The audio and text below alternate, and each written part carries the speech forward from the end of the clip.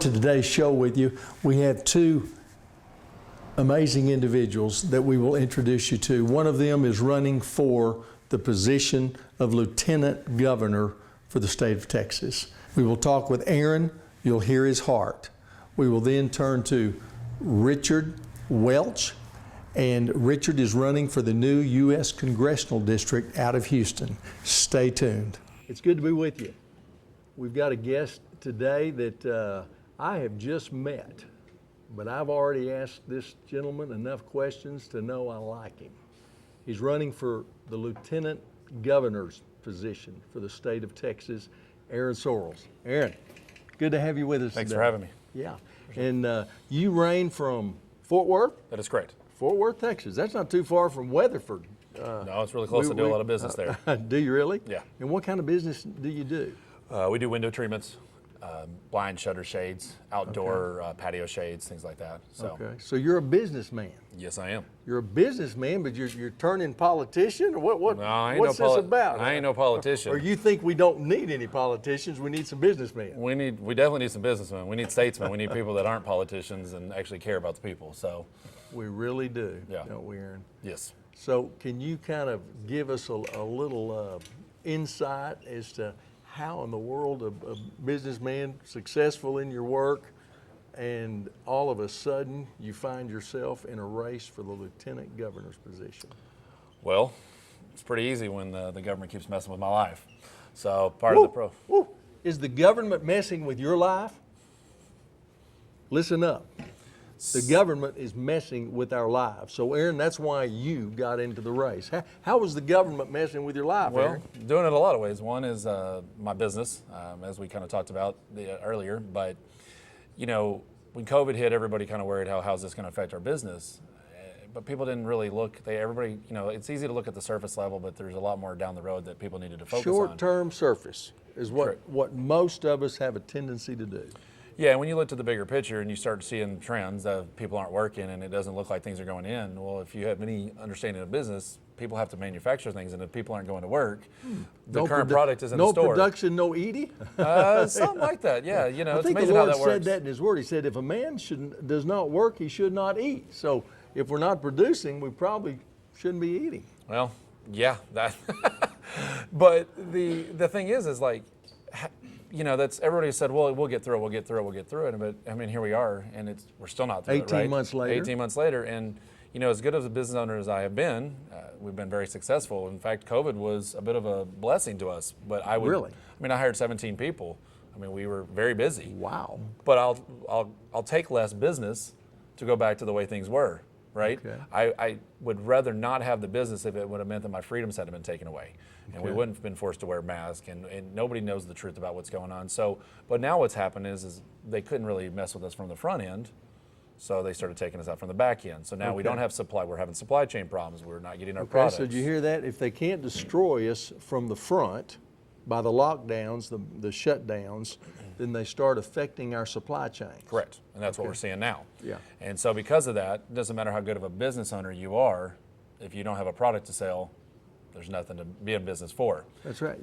Let me just interject this right here, Aaron, just to side with you. I was in Dallas last week talking with some of my vendors. They've got containers sitting out off the California coast right now. Those containers that have cost them $3,000 to $5,000 typically, ordinarily, I would say right now they're $30,000 to $34,000 Yep. to get their containers off the boat. Well, but see, here's the thing. Everybody's focusing on that, and while that is a problem, you know, everybody wants to say we want to go made in America, which I agree with. My company mostly sells American products. Awesome. I'm being affected even more than I am on my freight containers because Americans aren't going to work right now. So being made in America, you would think, oh, that would solve this problem. Well, no, because our manufacturing facilities in Texas can't get employees to work. That's why we're having food shortages. We're having everything. Why can't they get employees to work, Aaron? I think it would have something to do with our government giving unemployment and scaring people into believing that they're going to die every day. Wow. So, you know, and now we've convinced the younger generation that, well, you need to make all this money, but they haven't earned that right. You know, I started out making $5.15 an hour. Now I'm a small business owner. I don't have a degree. I just busted my butt. I worked hard. Mm-hmm. You can make it, but you still need to put the effort in. You need to learn to be, you know, do those small jobs and work your way up. It's not just handed to you, but we've trained our culture now I'm about to be 41, and even for me, like my entire school was said, well, if you don't go to college, you can't make it. Well, here I am. I'm running for lieutenant governor. So, the American dream still exists. Absolutely. If people keep going for it, but we're being told it doesn't exist, and we're being educated that it doesn't exist, and the only route is we'll go pay a bunch of money, go to college, and then someone will hand you it. Well, that's not reality. I make more money than probably 95% of the people I know who go to college. Graduates. Yeah. So, I mean, that's the thing. So, they came in and they did all that to us, and I saw everything going there. Then they start forcing masks. I have 2 medical conditions. I can't wear a mask. It causes severe issues for me. So I've gone this entire time without mask, and that's kind of been the point is I fought against all this, and I get dirty looks from people even that believe the same as I do. But you had a very personal experience, didn't you, that you told me about earlier with one of your children? Yeah, and that was the final straw. So you mess with my business, you mess with my personal freedoms, and then what happened, which was what I've kind of tried to dodge for the last year and a half, right, 18 months, was we're a very healthy family. We eat right, we do vitamins, we do nutrition, we do the things you should be doing, which our government's not telling people to do right now with COVID. Right. We actually still went outside and we get our vitamin D, right, and we boost our immune system. So, but unfortunately, my son broke his foot. One of my 3 boys, my 11-year-old, he broke his foot. And I took him into a Cook Children's facility in Fort Worth, Texas. Okay. Urgent care, nobody in the lobby, place was empty. There's no issue here. I walked up and I asked them, I said, I carried my son and I said, he has a broken foot. He's in severe pain, please take care of him. And they looked at me and said, put a mask on. And I said, I have 2 medical conditions, I can't wear a mask. And I said, go get a nurse, get a doctor. They came back with a nurse. The nurse said, you have to wear a mask. I said, okay, find somebody else. And the funny part at the third call was that they brought 2 more nurses out because they're so busy with COVID. And I was standing probably a good 20 yards from them because I was trying to stay back and be, polite about the fact that I'm not wearing a mask. Sure. They asked me to come all the way up to the desk within the same distance me and you are and whispered to me, we're not denying you service. I said, that's exactly what you're doing. Yeah. And so I said, y'all have an oath. My son has a broken foot. You can't take him back without me because you need a parent back there. I said, he needs protection. What are you doing? They didn't care. They didn't care. So until my wife showed up 15 minutes later, my wife's able to wear a mask, then they actually finally assisted my son. They were willing to watch an 11-year-old boy cry until I walked out of there. Broken foot. Confirmed broken foot. Yeah, confirmed broken foot. Because you would not put a mask on, they would not see him. Yeah, and so a lot of people say, well, why didn't you as a parent just put the mask on? Well, I didn't put the mask on because now it's irrelevant. I can't go to his follow-up appointments either. I'm not allowed in a Cook Children's facility in DFW. So it isn't just about that incident. That's what people keep forgetting. It's not just about the one incident.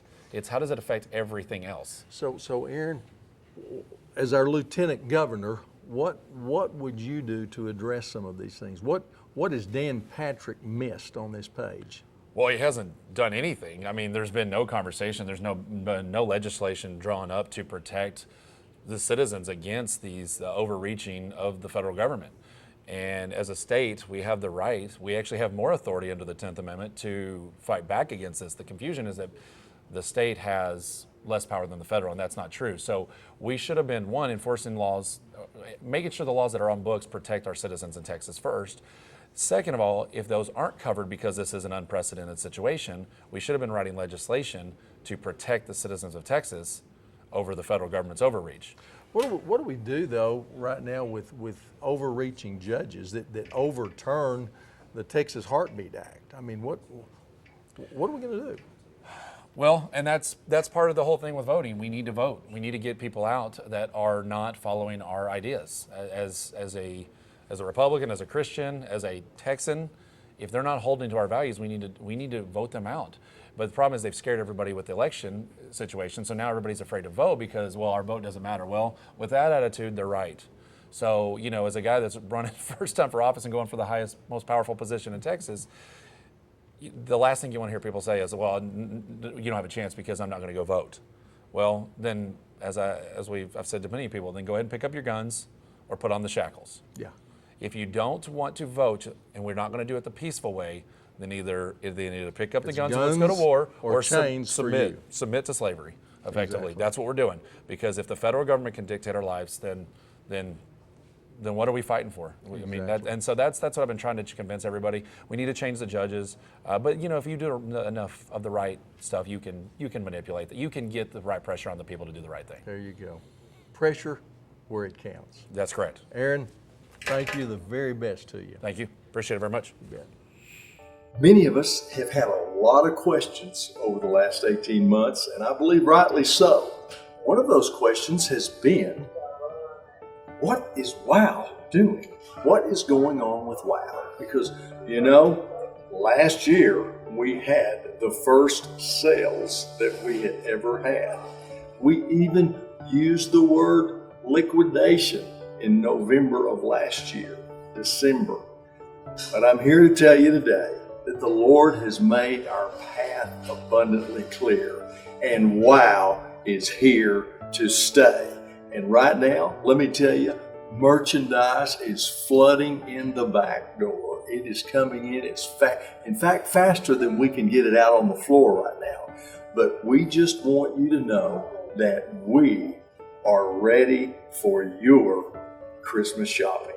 We want you to know that the same quality, the same personalities that you have come to expect at WOW is here and present. But we have some more exciting news for you. We have moved Zip from the north end of the shopping center into the WOW building with WOW. So now you have WOW and Zip located in the same convenient place. So Zip can provide all of your printing, your embroidery, your shipping needs, any Christmas cards that you may be ready to send out. Zip can help you. So once you get on into WOW quickly, let me tell you, we have so many amazing things. We're known for beautiful pottery. We just got a shipment in that is off the chart, and it is coming onto the floor even as I speak. We have more Christmas this year than we've probably ever bought for Christmas. Just the most adorable little Rudolph reindeer noses and skating reindeer, and just so many fun things that you've just got to get into WOW and check it out.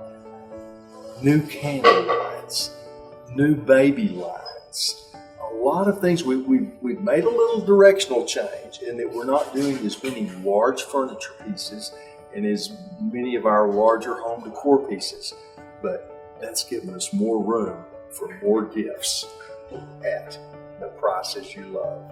The Lord bless you. We hope to see you soon. We've had the blessing to cover a number of individuals that have been called into some very important races.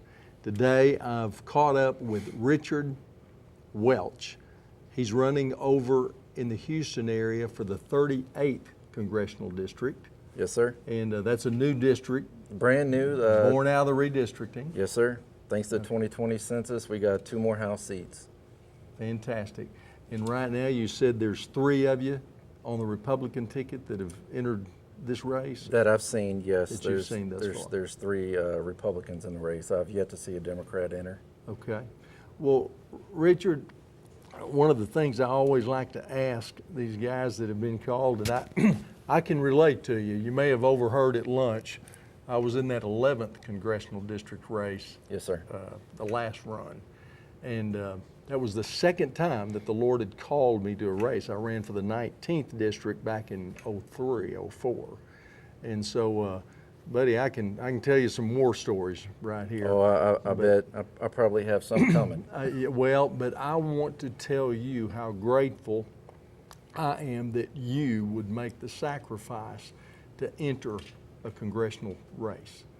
Thank you very much. Need individuals that will just step up and step out. So, but why is it? What in the world is it that have called you to something like this? Because this is a formidable task. I get that question a lot, and I'll be 100% honest with you. It's the assault on our First Amendment. That's what really aggravated me and pushed me to the limit was during COVID. we saw the First Amendment, it came under attack from all sides. Our right to assemble, they started telling us we can't go to church, you can't be in groups of more than 5, 6 people. Then it moved to you can't congregate with your own family members. It's written right there in the First Amendment, we have the right to assembly. Yes, we do. And So who are these people telling us we can't? well, the federal government, for one.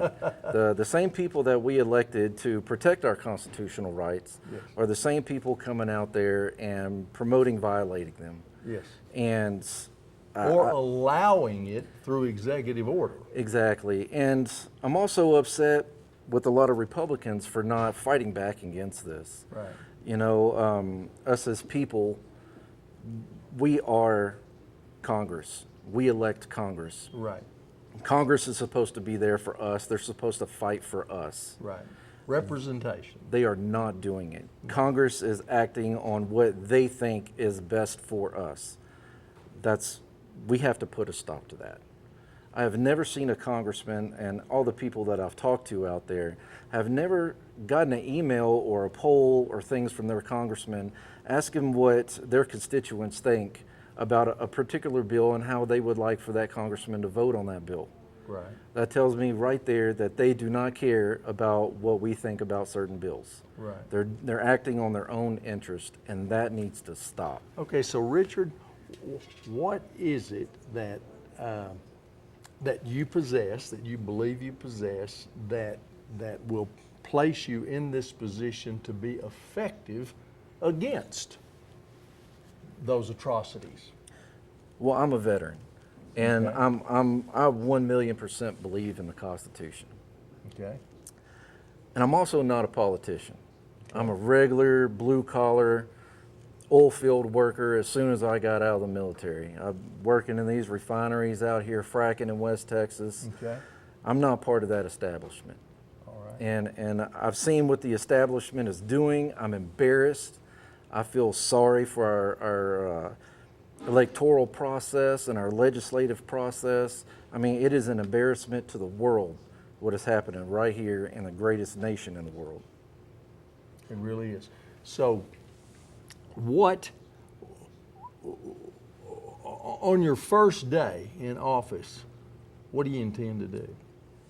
First thing I want to do in office is I want to start working on introducing a bill that any legislator, whether it's federal, whether it's state, whether it's local, if you support, write, or defend any legislation that infringes upon our constitutional rights, you need to be out of office. And I'm going to write a bill to do it. All right. How do you feel about term limits?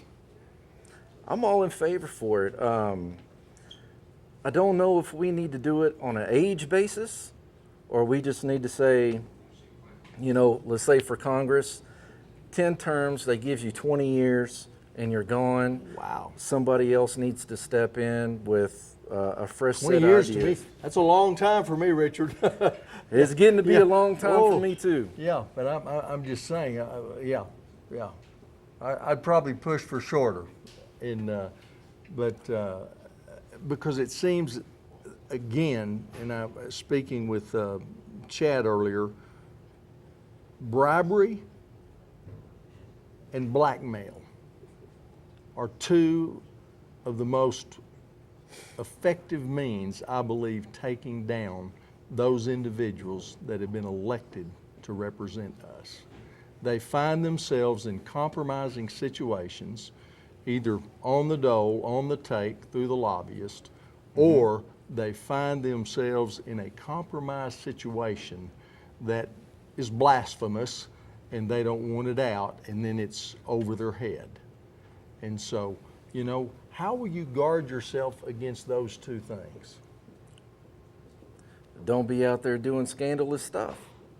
Okay. Also, I think we need to do away with these leadership funds, these PACs that members of Congress make, whether it's in the Senate or in the House. They have these leadership funds that are not reportable to the FEC.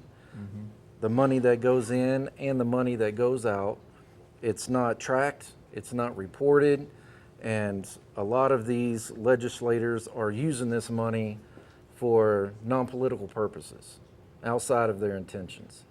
And so that money, I believe we need to do away with. And I think you'll find that members of legislature are a little bit cleaner. So what is it that you think should be done in a situation where the Affordable Care Act, Obamacare as it was often called, and yet our legislators were not bound under that? They had private. Do as I say, not as I do. And they're also not bound by the vaccine mandate somehow, which it's completely unconstitutional. Obamacare was unconstitutional. And I can't believe that our federal government will want to pass something that took money out of our income tax. We had to pay a penalty for not accepting the government's health care system. That's Well, is that not what they're doing right now in the back door with mandates right now with individuals, if they're choosing in their company not to be vaccinated, but they're being taxed in some way? Where's the legitimacy of that? They absolutely are. So not only are, let's say, Blue Cross Blue Shield raising premiums just because of COVID, but these companies are now starting to tax their employees, payroll tax deductions on their employees for not being vaccinated. Yeah, That is discrimination at its finest. it really is. And it's extortion. Yeah. And these companies are being allowed to do it. Yes. Richard, is there anything you'd like to say to the people at this point in time that might exhort or encourage them to rise up and stand in this hour? We the people have the power, not these companies, and most certainly not the government. That's why the 10th Amendment is there. It's to limit the government's power strictly to the Constitution. If their power is not in the Constitution, it's not their power, it's ours. We need to stand together as a people, stop this tyrannical attitude and these laws that our own government is trying to pass against us. Go to my website, go to my Facebook page, read about me. If you like what you read and you like what I stand for, please share all my information, richardwelchforcongress.com. You can find me on Facebook, Richard Welch for Congress, and just share it as much as you can. Outstanding. Richard, thank you for being with us today, and we Yes, wish sir. you the very best. Thank you very much. Thank you. We are living in some very interesting times. And as I look about and see so many professing believers that appear to be living in fear, I have to ask, why? How could children of God, individuals that have professed and confessed Jesus Christ as Lord and Savior, how could they be living in such fear? And there's a very powerful story told over in John chapter 11, where Jesus' friends, Martha and Mary, have a brother named Lazarus who is very sick. And they've called on Jesus to come and heal him. But Jesus is delayed or busy on some other things for a couple of days, the Word says. But I want you to pick up with me, because I think we have a key to our current issue that is important for both you and me in this hour. So let's begin in verse 23 of chapter 11. Jesus said unto her, Your brother will rise again. Martha said unto him, I know that he will rise again on the resurrection at the last day. Jesus said, I am the resurrection and the life. He that believes in me, though he were dead, yet shall he live. And whosoever lives and believes in me shall never die. Believe you this? And yet so many people today, professing believers, are afraid of death. And it's driving them to do things that they really should not be doing. But if we do not believe what Jesus just said, that He is the life, then we have an issue. The story goes on, and Jesus says in verse 40, I not unto thee, that if you would believe, you will see the glory of God. Then they took away the stone from the place where the dead was laid, and Jesus lifted up His eyes and said, Father, I thank you that you have heard me, and I knew that you hear me always, but because of the people that stand by, I said, that they may believe that you have sent me. And when He thus had spoken, He cried with a loud voice, Lazarus, come forth. And sure enough, Lazarus stepped forth out of that tomb. A lot of us have confessed the name of Jesus, and we have responded to Jesus' call. But the story is not over, and I believe this is key. And he that was dead came forth, bound hand and foot with grave clothes, and his face was bound with a napkin. And listen to what Jesus said. Jesus said to them, loose him and let him go. Precious ones, after we have come to Christ, it's imperative that our grave clothes be removed. What are the grave clothes? The grave clothes are thinking that aligns with this world and not with the truth of the living God. Let us have our grave clothes removed, and let us walk in the fullness of the resurrection of Jesus Christ, that the world might know that our King lives. The Lord bless you and keep you. May His face shine upon you.